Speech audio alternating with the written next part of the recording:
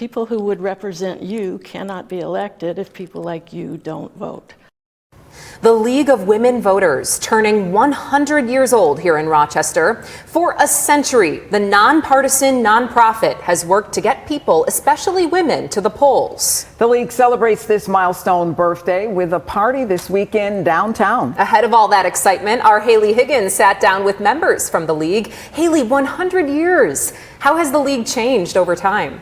Well, its methods and focuses may have changed over the years, but its goal has always been the same: getting underrepresented voices registered, educated, and of course, to the polls. For the first 50 years or so, the League here in Rochester did just that, targeting women. The League was founded by the same ladies who helped push the 19th Amendment over the finish line. Now that they had the right to vote, women had to use it and had to learn how to educate themselves on the issues they cared about. The League worked to spark that interest and collect resources on the issues and those politicians.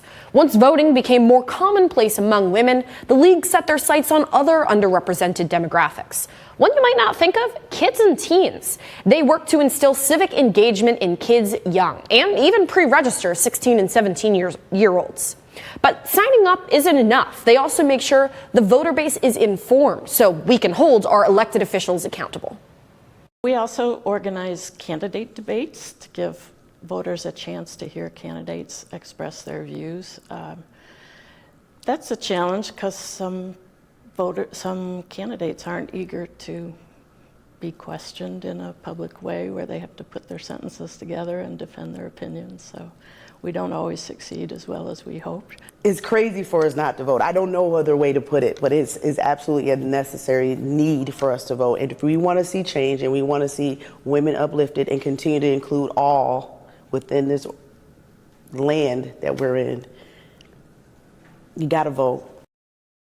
This Saturday, the League will be celebrating its 100 years with a party downtown. And Saturday is also the last day to register to vote and the first day of early voting. You can do both of those things at the League's Centennial, along with music and games for the kiddos in Parcel 5 on Saturday. Wow, what a milestone. Thank you, Haley. And before you go, remind us how early voting works and how it will work at Parcel 5. Anyone registered in Monroe County can vote at this event, right? Yep, if you're registered in Monroe County, you can vote at any early voting place during the early voting period, which runs again from Saturday up till November 3rd. So if you come to Parcel 5, you can even have a marching band escort you to the Board of Elections, where you can put your ballot in early at that early voting site and make your voice heard. Very cool way to head to the polls. Thank you, Haley.